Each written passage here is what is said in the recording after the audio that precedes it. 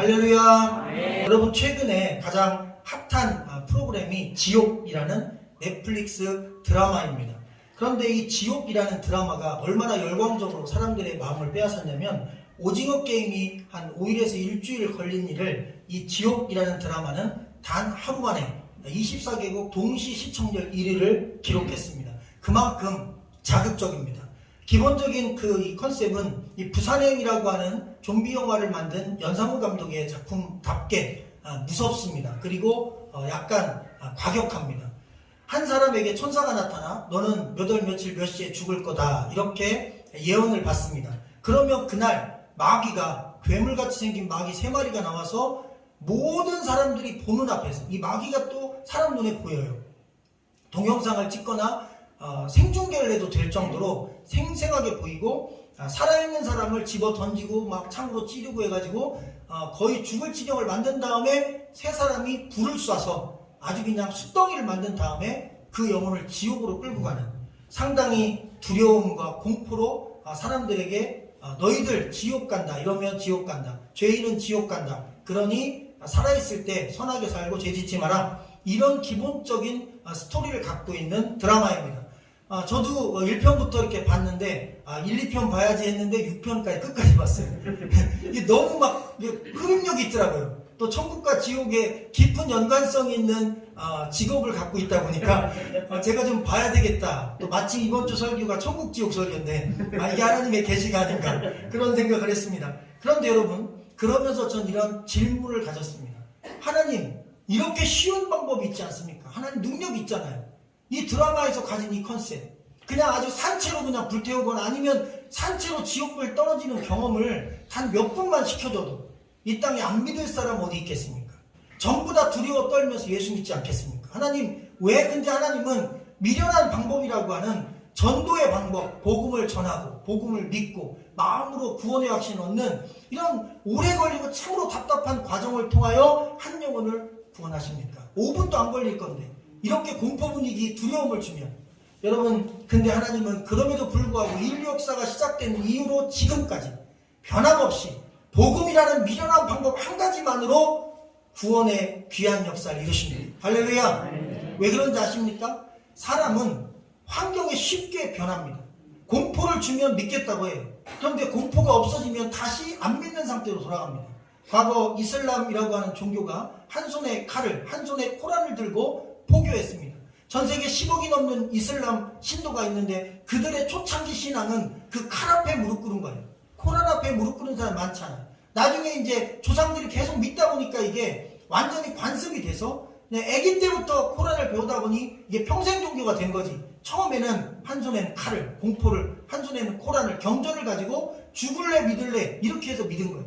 여러분, 그 신앙이 진짜입니까? 아니면 예수님처럼 직접 죽으시고 그리고 부활하시고 말씀으로 기록되어 나를 믿으면 살고 믿지 않으면 죽는다, 그리고 그것에 대하여 우리가 스스로 결정할 수 있도록 어떤 칼도 쓰지 않고 어떤 위협도 주지 않고 생명을 위협하지도 않고 우리가 스스로 평온한 가운데 결정할 수 있도록 그렇게 기다리시는 하나님이 진짜입니까? 여러분, 아무런 어려운 환경 없이, 두려운 환경 없이 평안할 때 예수 그리스도가 나의 주인이라는 사실을 인정하게 되면, 여러분, 그것은 진짜 신앙 고백이 되는 것입니다. 그런데 한 손에 칼을 들고 죽을래 믿을래 하면 저부터도 믿을래죠. 여러분, 누가 죽음 앞에서 믿지 않겠다고 함부로 신앙이 없다면 다 믿겠다고 하는 거죠. 어차피 하나 믿으면 되는 거 아니에요? 죽는 것보다 낫잖아요. 그런데 하나님은 그렇지 않습니다. 신앙이 있건 없건 관계없어요. 마음으로 믿으면 되는데 그 마음에 믿는 그 의지를 인간이 결정하도록 인간에게 자유 선택권을 주신 것이고, 그게 바로 복음의 비밀인 것입니다. 여러분, 오늘 이 본문은 사실 많은 논쟁이 있는 본문 중에 하나입니다. 첫째로는 바리새인이라고 하는 돈을 좋아하는 사람, 우리가 읽지 않았지만 14절에 기록되어 있는데 바로 그 돈을 좋아하는 바리새인들을 향한 예수님의 책망 이야기가 오늘 이 말씀입니다. 이 부자와 거지 나사로 이야기의 부자는 바리새인을 뜻합니다. 돈을 좋아하는 사람들. 그런데 그냥 좋아하는 게 아닙니다. 성경에 보면 하나님보다 돈을 더 좋아하는 사람들. 다시 말하면 신앙이 없는 겁니다. 왜? 하나님이 뒷전이고 돈이 먼저인 거예요. 돈 때문에 신앙을 갖는 거 기복이죠. 그래서 하나님은 나에게 돈을 많이 주고 부자 만드는 신이고 만약 그 조건이 부합지 않으면 하나님도 필요가 없는 것입니다. 그래서 이 바리새인 부자를 향한 경고와 책망의 메시지다. 가짜 믿음에 대한 이런 이야기가 있습니다. 또 하나는 천국과 지옥에 대한 이야기입니다. 물론 여기에는 음부나 낙원 뭐 이런 표현이 써 있지만 어쨌든 음부 낙원은 사실 천국 지옥의 모델하우스라고 생각하시면 정확합니다. 아직 천국과 지옥은 완성되지 않았습니다. 단 한 명도 천국 지옥 간 사람 없습니다. 지금 죽으면 예수 그리스도께서 재림하기 전까지는 낙원과 그리고 음부라고 하는 모델하우스에서 잠시 대기하는데 여기 모델하우스 낙원도 참 좋대요. 그런데 음부도 참 나쁘대요. 너무 뜨겁고 힘들대요. 여러분 진짜 입주할 지옥에 비하면 아무것도 아닌데 여러분 모델하우스도 그렇게 힘들고 어렵다면 지옥 가면 안 됩니다. 천국 가야 되겠죠.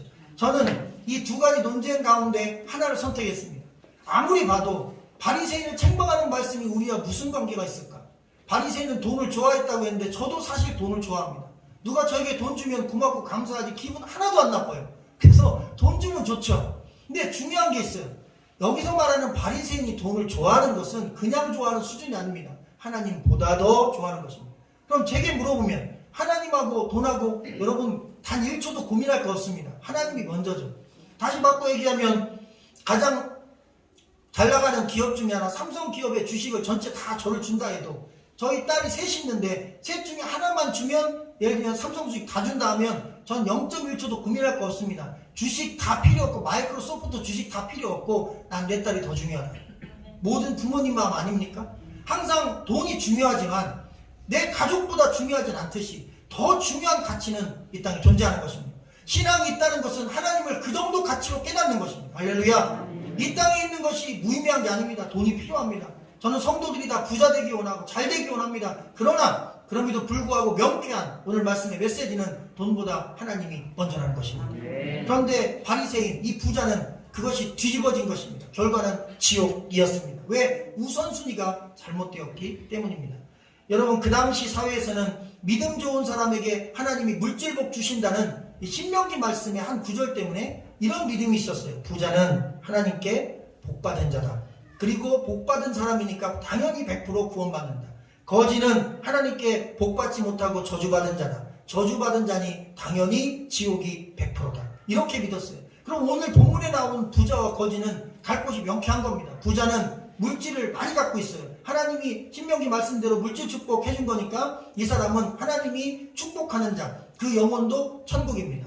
가난한 자 거지 나사로는 그는 거지고 물질이 없어요. 하나님 축복하지 않았어요. 축복을 못 받았어요. 받을 만한 인간이 아니에요. 그래서 저주받고 지옥 갈 사람. 그런데 예수님은 그들이 평상시 갖고 있었던 상식 수준의 확신과 믿음 앞에 확실하게 반전되는 결과를 보여줍니다. 부자는 음부에서 지옥 불꽃에서 고생했고 그리고 거지 나사로는 아브라함의 품, 천국의 모델인데 아브라함의 품에서 평안을 누리고 축복과 위로를 누렸다는 것입니다. 도대체 왜 이런 반전이 있었을까?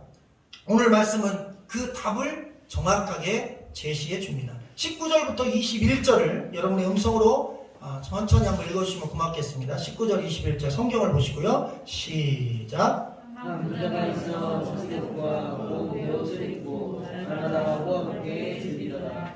그런데 나사로야 받는 상처가 본래 성령으로 그의 대문 앞에 버려진 채그 부자의 성에서 떨어진 것으로 물리함에 심지어 그에게서 노동을 할 거라. 아멘. 한 부자가 있었다고 합니다. 이 비유의 주인공은 바리새인입니다. 그런데 이 부자는 하나님보다 돈을 더 좋아하고 돈을 더 의지하는 사람이었습니다. 그가 입은 옷은 자색옷과 고운 배옷인데 자색옷은 당시 금 무게보다 더 비싼 옷이고 그리고 왕이 입는 옷이었습니다. 그런 걸로 볼 때 이 두 가지 옷을 걸쳐 평상시 평복으로 입고 있었던 걸로 보면 사회적 지위도 높고 돈도 매우 많은 부자였을 것으로 우리는 쉽게 추측할 수 있습니다. 그런 삶의 여유 때문에 날마다 쉬지 않고 호화롭게 잔치를 벌이며 즐겁고 행복하게 살았습니다. 이 땅에서는 우리 모두가 원하는 행복한 삶 아닙니까? 돈 걱정 안 하고 일하지 않고 매일매일 호텔 다니고 그리고 여행 다니고 그리고 사람들 만나고 사람들 초청하고 자유롭게 이렇게 살아가는 삶 얼마나 좋습니까? 그러나 그에게 단점도 있었어요. 성경에 보니까 자기 집 대문에 있는 거지 나사로를 제대로 돕지는 못했어요. 그래서 많은 학자들은 바로 이 거지를 돕지 못한 죄가 이 부자의 가장 큰 죄다. 이웃사랑하지 않았으니 지옥과 마땅하지 않는가 라고 하는 이야기를 합니다. 하지만 복음과는 맞지 않습니다. 복음은 선한 일을 해야 구원받는다고 말한 적이 없습니다. 예수 믿어야 구원받습니다. 선한 일 많이 못했더라도 예수 믿으면 구원받습니다. 우린 납득이 안 되죠. 선해야 구원받잖아요. 아니에요. 예수 믿어야 구원받습니다. 내가 좀 마음이 좀 성격이 좀 나빠도 구원받아요. 왜? 성격이 나빠서 지옥 가는 일은 없습니다. 남을 돕지 않았다고 지옥 가고 그러진 않아요. 그런데 믿지 않으면 지옥 갑니다. 어쨌든 그러나 좋은 일은 아니에요. 믿음 있는 자라면 착하게도 살아야 되는데 악하게 살았으니 믿음 없는 자라는 어떤 증거도 됩니다. 20절에 보면 나사로라고 이름한 거지가 몸에 종기가 나서 여기 헌대라고 했는데 피부병이죠. 악성 피부병이 생겨서 막 벅벅 긁어가면서 대문에 누워서 이 부잣집에서 떨어지는 음식 쓰레기로 배를 채우려고 합니다. 당시에는 이 유대인들은 한 가지 분명한 배고파 죽을지라도 절대로 하지 않는 게 있는데 떨어진 것, 땅에 떨어진 음식은 먹지 않습니다. 왜? 부정한 음식이라는 거예요. 이 이스라엘 사람들, 유대인들은 이 부정한 것에 대한 민감성이 있어요. 내가 구원받아야 될 사람인데 부정한 거 먹으면 안 된다. 이런 거에 굉장히 민감해서 안 먹습니다. 그러나 이 거지 나사로는 부정한 거 안 먹고 죽을 바에는 먹고 살겠다는 의미로 그냥 악착같이 음식물 쓰레기라도 주워 먹었어요. 왜? 안 먹으면 죽으니까요. 살기 위해서 먹었습니다. 부정한 게 지금 자기에게 중요한 게 아니에요. 이 사람의 이름 나사로, 성경에 몇 곳 등장하지만 요 지금 인물은 이름의 뜻이 하나님이 돕는 자라는 뜻입니다.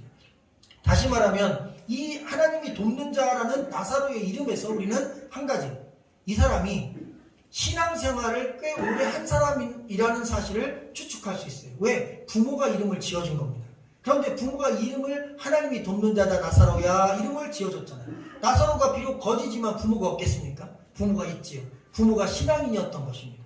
그리고 나사로도 신앙을 가진 거예요. 하나님이 돕는 자라는 이름을 가지고, 지금으로 얘기하면 뭐 김요한, 김이사, 김다윗 이런 이름만 딱 들어도 부모님 목사님인가 장로님인가 권사님인가 추측할 수 있죠. 마찬가지로 나사로는 그 정도로 신앙인 집안에 태어났는데 부모가 돌아가시고 망한 거죠. 자기도 혼자인데 질병이 걸려서 경제활동을 못하다 보니까 거지가 되었습니다. 죽을 병까지 걸렸으니 그 당시 피부병은 부정한 병이기 때문에 사회에서 같이 살 수가 없어서 버려진 것입니다. 길바닥으로. 공동체 생활이 안 돼요. 경제활동도 안 됩니다. 그리고 나을 희망도 없어요. 환경이 바뀔 가능성도 없어요. 철저하게 완벽하게 망한 인생입니다. 끝난 인생입니다. 여러분, 그런데 아주 중요한 게 있습니다. 여러분, 이 말씀 보면 부자는 이름이 안 나와요. 부자는 그냥 부자래요. 부자. 구약 성경에 보면 출애굽기에 바로 왕이 나옵니다. 모세와 함께 나오죠. 그런데 여러분, 바로 왕은 사실 바로 왕이라고 하면 안 되죠. 왜? 바로 자체가 왕입니다. 파라오가 왕이란 뜻입니다. 그래서 사실 이집트의 파라오는 바로라고만 했지 이름이 없어요. 이름은 막 굉장히 어렵습니다. 그냥 왕이란 이름이에요. 파라오란 이름은 그냥 왕이란 뜻입니다. 바로는 그냥 왕입니다. 성경에 그의 이름이 기록되어 있지 않습니다. 그의 직함만 있어요. 그런데 모세는 이름이 있어요. 모세 직업은요, 목동이요. 나이는 80세예요. 그는 군대도 없어요. 군사도 없어요. 돈도 없어요. 그는 자기 재산도 없어요. 자기 장인집에서 그냥 무전취식하다가 노동하면서 먹고 살다가 맨몸으로 지팡이 하나 들고 민족 구원하겠다고 사명받고 애굽 땅의 왕실에 찾아왔어요. 누가 봐도 비교해도 여러분 거지와 부자 정도 수준에는 더 엄청난 차이가 납니다. 그런데 여기에 너무나 큰 은혜가 있어요. 하나님이 모세의 이름은 그때도 기억하시고, 그가 광야에 있을 때도 기억하시고, 그가 이스라엘 백성을 구원해도 기억하시고, 심지어 예수님 당시에도 예수님 앞에 나타난 모세라는 인물이 있는 걸로 보면 하나님이 영원토록 모세를 기억하십니다. 그래서 모세는 구원받은 사람이 맞습니다. 파라오는요, 없어요. 성경 당시에 살아있는 왕인데도, 모든 걸 다 누렸는데도 파라오는 이름이 없습니다. 왜 그럴까요? 이름이 없어서 없는 게 아니라 하나님이 그 이름을 기억하지 않는 것입니다. 굳이 성경에 그 이름을 쓸 필요가 없는 거예요. 왜? 하나님이 기억할 만한 아무런 믿음에 그의 흔적이 없어요. 이 부자처럼 호화로이 날마다 자기를 위한 권력, 자기를 위한 부여, 자기를 위한 행복, 그것만 추구합니다. 그러니 하나님이 그의 삶에는 단 1도 여러분 흔적이 없어요. 예배의 흔적도 없어요. 뭐 하나 드린 것도 없어. 나만 위해서 산 거. 내 권력, 내 파워, 내 힘. 그래서 하나님 기억하지 않아요. 그러나 모세는 자기 인생을 바쳐 80 노인이 죽는 날까지, 자기가 100세 넘은 나이까지 하나님을 위해서, 민족을 위해서 그렇게 꿋꿋하게 쓰임받아. 여러분, 하나님이 그 이름을 기억하시는 거죠. 인생을 얼마나 오래 살았느냐, 얼마나 성공하고 살았느냐, 내가 뭐 대통령 되었느냐, 뭐 대기업에 뭐가 되었느냐, 다 중요합니다. 그러나 우리 이름이 하나님이 기억한 이름이 되는 것, 이것이 가장 큰 축복이다. 오늘 말씀은 우리에게 메시지로 전해주시는 것입니다. 아멘. 거지의 이름을 하나님이 기억하신 이유는, 이 거지 나사로는 거지 나사로는 돈은 없어도 그는 그 안에 하나님을 향한 믿음이 살아 있었기 때문인 것입니다. 그래서 큰 위로가 됩니다. 우리가 많이 안 가져도 우리가 하나님 믿는 신앙을 갖고 있음에 하나님이 기억하십니다. 하늘나라에 생명책이 있대잖아요. 그 생명책에 하나님이 기억하는 사람 이름이 기록되는 것입니다. 하나님을 예배한 사람, 살아있는 동안 시간과 정성을 들여 내 몸과 내 시간을 하나님의 교회와 예배라고 하는 시간과 공간에 꼭꼭 묶어서 믿음 생활에 신앙의 걸음을 걸어갔던 분들, 여러분 얼마든지 주일날 산으로 들러갈 수도 있고 교회 관계없이 예배 안 드릴 수 있지만, 우리가 굳이 예배 드리고 교회 선신하고 교회 중심으로 그렇게 주님을 섬길 수 있는 그 귀한 걸음을 하나님이 결코 잊지 않고 기억하심을 여러분 위로로, 은혜로 받으시기를 주의 이름으로 간절히 축원합니다. 22절부터 24절까지 같이 읽어볼까요? 22, 24 시작. 이에 그 거지가 죽어 천사들에게 맞들려 아브라함 품에 들어가고 부자도 죽어 장사되며 그가 음부에서 고통 중에 눈을 들어 멀리 아브라함과 있는 나사로를 보고 불러 이르되 아버지 아브라함이여 나를 긍휼히 여기사 나사로를 보내어 그 손가락 끝에 물을 찍어 내 혀를 서늘하게 하소서. 내가 이 불꽃 가운데서 괴로워하나이다. 아멘. 여러분, 사실 감옥에 있는 사형수가 아니라 인간은 태어날 때 죽음을 이미 언도받은 존재로 태어납니다. 날짜와 시간은 사실 우리가 모르지만 우리가 한 가지 확실한 진리를 갖고 있어요. 우리는 죽는다는 것입니다. 오늘 말씀에도 보면 부자가 그렇게 잘 먹고 잘 살았는데 부자도 나이 드니까 죽었어요. 거지가 그렇게 고생했는데 그의 고생도 죽음과 함께 끝났습니다. 아무리 힘든 인생 고생길이라도 죽음과 함께 끝납니다. 어차피 다 끝나요. 아무리 잘 되고 잘 먹고 잘 살아도 이 땅에 있는 거 건물 한 채, 아니 땅 한 평 가지고 못 갑니다. 1,000원짜리 한 장 못 들고 갑니다. 우리 인생은 빈손으로 와서 빈손으로 돌아갑니다. 그래서 죽은 사람을 돌아가셨다 알고 그랬나 봐요. 하나님께 돌아가는 것입니다. 주님께 돌아가는 것, 내 영혼의 주인에게 돌아가는 것입니다. 그래서 돌아갈 곳이 있고 돌아가야 되기 때문에 바로 그 날과 그때를 위하여 우리가 이 100년의 인생의 삶을 준비해야 됩니다. 죽음이 끝이 아닙니다. 성경 말씀 따라 죽음이 끝이 아니라는 것을 우리 마음속에 새기기를 주의 이름으로 간절히 축원합니다. 22절에 우리가 읽은 것처럼 거지가 죽어 천사들에게 받들려 아브라함 품에 들어갔다라고 말씀이 기록되어 있습니다. 전 이 말씀을 볼 때마다 궁금증이 생겼어요. 여러분, 거지가 한 일이 뭐가 있다고 구원받았을까라는 생각입니다. 거지가 뭘 했습니까? 여성교회 활동을 했습니까? 남성교회 활동을 했습니까?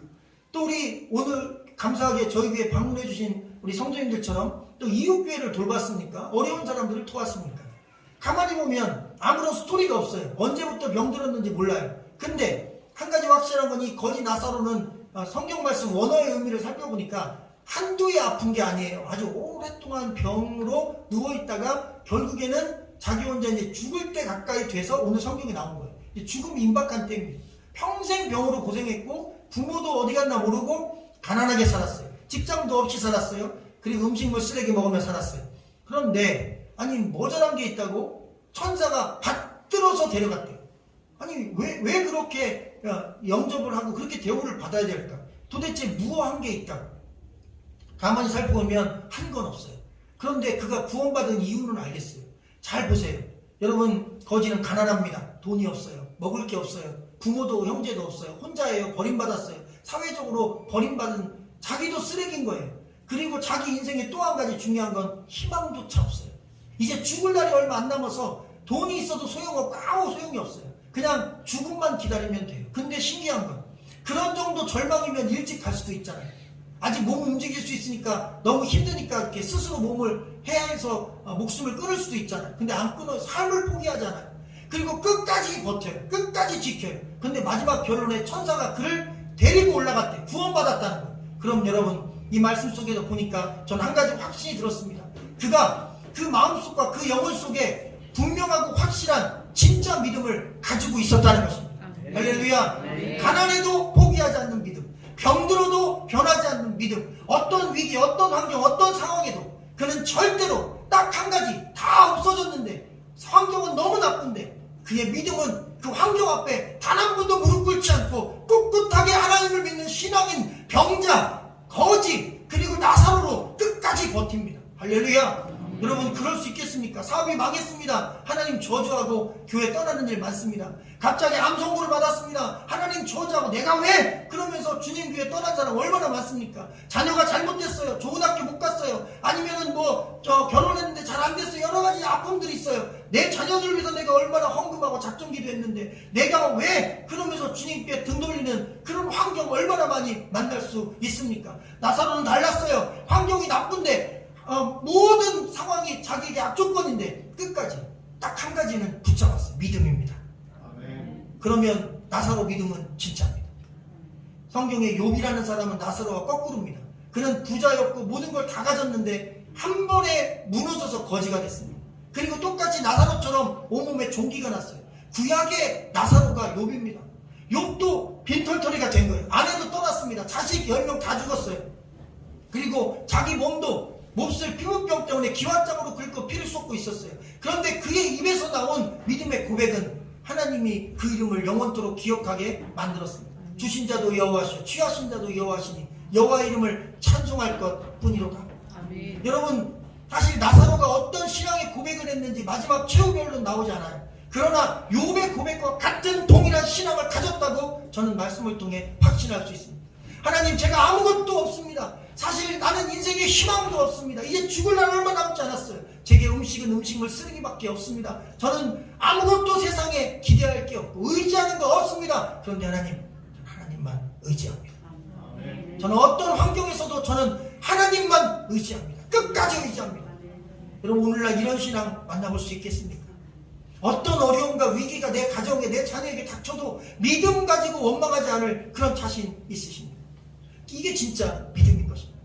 환경에 영향받지 않는 믿음, 환경을 뚫고 지나가는 믿음, 홍해 앞에서 돌아서는 믿음이 아니라 홍해를 발로 밟고 지나가는 바로 그 믿음, 여리고를 돌아서 지나가는 게 아니라 부서진 여리고를 밟고 지나가는 바로 그 믿음, 하나님 말씀과 그리고 예수 그리스도를 향한 믿음이 결코 한 발자국도 퇴보하지 않는, 환경에 밀리지 않는 그 믿음, 바로 그 믿음을 오늘 말씀은 생생하게 증거하고 있습니다. 최고의 축복은 천국 가는 것입니다. 최고의 축복은 천국 갈 믿음을 갖는 것입니다.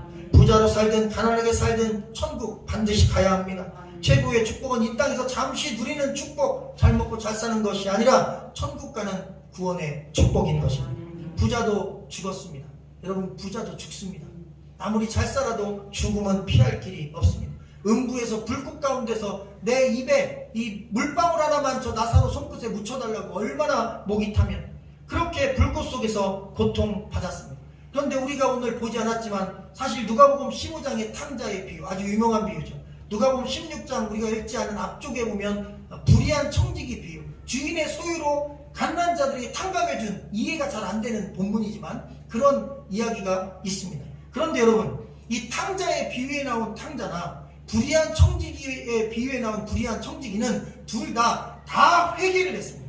자기 삶을 반성하고 주인께 용서를 받았어요. 탕자는 아버지에게 용서를 받았고, 불의한 청지기는 그래도 네가 불의하게 내 돈을 손에 끼쳤는데 내 돈을 가지고 자선사업을 해서 다른 사람들에게 내 이름이 드높여지게 만들었으니, 사실 그 비유는 주인의 돈으로 어려운 사람들 도운 거예요. 주인의 이름으로. 그러니까 주인이 볼 때 내 돈을 쓰긴 썼는데 생색이 나잖아요. 확실하잖아요. 막 가난한 자들이 막 위대한 부자라고, 이렇게 훌륭한 분이 어디 있냐고 자기 종이 그런 일을 해준 거예요. 그러니까 막 이름이 드높아지는 거예요. 그러니까 돈은 어차피 많으니까 명예를 얻었고 이름을 얻은 거예요. 그래서 불의한 청지기의 비유는 그렇게 보면 이상할 게 없습니다. 주인의 돈을 썼는데 왜 칭찬받았나? 아니에요. 주인의 이름을 드높였던 거예요. 결국 물질은 그 물질의 진정한 주인을 위해서 쓰는 것입니다. 그분의 영광을 위해서 쓰는 것입니다. 그런 메시지가 들어있는 거예요. 그래서 탕자도 불의한 청지기도 다 회개했어요. 근데 오늘 나오는 이 부자는 회개하지 않습니다. 지옥불 속에서도 회개하지 않습니다. 끝까지 회개하지 않습니다. 아무리 악한 자라도 회개하면 탕자처럼 용서받습니다. 할렐루야. 아무리 불의한 자라도 불의한 청지기처럼 지혜롭게 회개하면 용서받습니다. 그러나 이 부자처럼 바리새인처럼 끝까지 자기 잘못을 뉘우치지 않고 믿음 없음을 고백하지 않으면 여러분 구원의 기회가 없습니다. 그리고 뒤늦게 깨닫게 됩니다. 지옥불에서 내 형제 5이라도 이곳에 오지 않게 나사롯을 좀 살려서 보내달라고. 그러나 여러분 살아있을 때까지만 전도할 수 있어요. 죽으면 끝입니다. 그래서 가족 구원을 위해서 살아있을 때 기도 많이 하시기를 주의 이름으로 축원합니다. 24절에 보면 아버지 아브라함이요 라고 이 부자가 아브라함을 부른 걸로 보면 이도 신앙인입니다. 그런데 왜 이 사람이 믿음이 없느냐? 한 가지 중요한 단서가 오늘 말씀에 들어있어요. 이 부자가 잔치를 벌이는데 앞에 보면 날마다 에브리데이 날마다라는 단어가 들어있어요. 여러분 이 단어는 유대인에게 맞지 않는 단어입니다. 왜냐하면 유대인은 날마다 무언가를 할 수가 없는 사람들이에요. 유대인은 날마다 어떤 일도 할 수가 없어요. 왜? 안식일 때문인 것입니다. 그래서 여기에 자주 했다라고 했으면 이 사람도 안식일 지켰다라고 우리가 이해할 수 있는데 에브리데이입니다. 날마다입니다. 하루도 쉬지 않고 그냥 한 달 내내 1년 365일 내내 그에게는 하나님께 나가는 안식일이 없었어요. 율법에서 정한 안식일 규정을 지키는 신앙의 결단도 없었어요. 그는 겉껍데기만 하나님을 믿는 거예요. 왜? 천국은 가야 되니까요. 그래서 천국 가려고 천국에 관심을 갖고 신앙인으로 지냈어요. 그러나 여러분 알아야 됩니다. 천국에 관심이 있는 사람이 천국 가는 게 아니라 하나님께 관심이 있는 사람이 천국 갑니다. 천국을 믿는 자, 지옥을 믿는 자가 천국, 지옥 가는 게 아니라 여러분 예수님을 믿는 자가 천국에 가는 것입니다. 그는 자기 욕심대로 돈을 더 의지했고 천국 가기를 원했고 그런데 하나님은 없었습니다. 그래서 구원받지 못한 거예요. 날마다 잔치를 했다면 여러분 안식일에도 잔치를 한 겁니다. 자기만 했나요? 자기 그 음식 만드는 스태프들, 나르는 스태프들까지 전부 다 종들까지 안식일에도 일을 시켰던 것입니다. 그리고 온 손님들도 안식일을 범하게 만든 것입니다. 그럼 이 사람은 유대인이 아닙니다. 신앙인이 아닙니다. 율법 지키는 자가 아닙니다. 겉모양은 신앙인인데 오랫동안 안식일 날도 놀다 보니까 먹고 마시고 노느라고 여러분 신앙의 기본도 다 잃어버린 가짜 신앙인이었습니다. 오늘날에도 코로나로 말미암아 주일과 교회를 잃어버린 성도가 많습니다. 코로나보다 더 위협적인 그런 바이러스가 지금 아프리카에 또 발병했습니다. 여러분 21세기에 이런 일이 올 줄 몰랐습니다. 패스트 이후에 이렇게 전 세계가 두려움에 떨 이런 위험한 질병이 있을지 몰랐어요. 그러나 여러분 기억하십시오. 그래도 우리가 살 길은 예배하는 길밖에 없습니다. 그래도 우리의 영혼의 보호처는 교회밖에 없습니다. 어떤 어려움이 있더라도 이런 규정도 우리가 마스크를 안 벗고 저도 이렇게 벽을 가린 것처럼 정부가 정한 규정을 최대한 지키는 건 우리가 해야 될 일입니다. 그러나 그래도 우리가 예배를 지키는 것도 우리가 해야 됩니다. 신앙을 지키는 것도 우리가 해야 됩니다. 한 발자국도 물러날 수 없습니다. 우린 영적인 나사로요. 우린 영적인 모세입니다. 할렐루야. 그러니 여러분 어려운 시기에 우리의 믿음이 진짜임을 더욱더 확실하게 증거하는 저와 여러분 되시기를 주의 이름으로 축원합니다. 11월 24일 90세 일기로 전두환 전 대통령이 세상을 떠났습니다. 대통령 이름도 못 듣고 전두환 씨라는 표현을 듣고 있고 그리고 지금까지 모든 대통령 특히 노태우 대통령도 애도한다는 표현을 썼는데 이분은 그 애도한다는 단어조차도 어울리지 않게 사람들이 어울리지 않는다고 쓰지 않고 있습니다. 저도 80년대에 중고등학교 다녔기 때문에 그분이 어떤 분인지 압니다. 그때는 뉴스만 틀면 첫 번째 뉴스가 대통령님만 나왔어요. 영화를 보러 가면 극장에서도 무슨 뉴스 해가지고 꼭 대통령님의 국정활동이 나왔어요.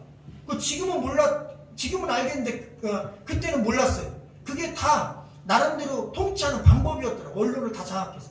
그런데 그렇게 잘 나가던 어쨌든 국가를 책임진 분이 90세에 세상을 떠났습니다. 그의 영광도 다 지나갔습니다. 꽃과 들의 풀과 같이 다 졌습니다. 가만히 보면 사람이라는 게요. 처음보다 나중이 더 좋아야 복된 사람입니다. 여러분 젊었을 때보다 나이가 들어갈수록 행복하면 더 복된 인생입니다. 말년이 비참하면 젊어서 아무리 잘 살아도 소용없습니다. 60대에 대통령하고 70, 80을 감옥에서 보내면 그거 불행한 거 아니겠습니까? 그러니 뒤로 갈수록 더 좋은 인생, 나팔처럼 입구는 좁아도 나중은 넓은 점점 잘 되는 그런 인생, 그게 복된 인생인 것을 믿으시기를 주의 이름으로 축복드립니다. 그래서 여러분, 이 부자는 일평생 부유하고 처음엔 행복하고 잘 살았는데 믿음이 없어서 그의 마지막 죽음, 그리고 그 이후 죽음 이후의 영원한 삶은 그에게 있어서 가장 불행한 지옥에서의 삶이었다는 것입니다. 그래서 이 땅에 살면서 말년이 불행한 것도 불행한 거지만 진짜 불행한 것은 죽음 이후에 영원히 불행한 것이 더 불행한 것입니다. 세상은 이렇게 가르칩니다. 죽으면 끝이라고. 그러니 행복하게 즐기면서 날마다 살라고. 성경은 이렇게 가르칩니다. 죽음 이후에 천국과 지옥이 있으니 살아있는 100년 동안 영원한 생명을 준비하라고. 이것은 저의 말이 아니라 주님의 말씀입니다. 저는 저의 생각과 세상이 가르쳐준 지식보다 하나님의 말씀을 더 신뢰합니다. 하나님의 말씀에 기록되어 있습니다. 인간의 삶은 100년이 아니라 영원이라고. 100년 동안 영원의 삶을 영적으로 준비하는 것이라고. 그러니 이 땅에서 아무리 힘들어도 포기하지 말라고. 할렐루야. 희망을 가지라. 우리에게는 회복이 있고 그리고 희망이 있고 영생이 있다고. 살아서도 우리 인생 후반부가 잘 될 수 있습니다. 혹시 그런데 나사로처럼 끝까지 어려워도 우리에게는 영원한 천국이 있습니다. 할렐루야. 그래서 믿음을 갖고 우리의 주어진 인생을 정면 돌파하는 것입니다. 예수 믿는 것은 살기 위해 믿는 것입니다. 예수 믿는 것은 지옥 가지 않기 위해 믿는 것입니다. 예수 믿는 것은 반드시 천국 가야 하니까 믿는 것입니다. 그리고 이것이 이 우주에서 가장 큰 축복입니다. 가장 큰 축복은 살아있는 동안 예수 믿고 구원받는 것입니다. 그리고 가장 큰 축복은 살아있는 동안 구원받은 은혜에 감사하며 선을 행하고 가난한 자들과 가난한 이웃들과 함께하는 삶이다. 이것이 오늘 우리에게 주시는 하나님의 메시지입니다. 기도하겠습니다.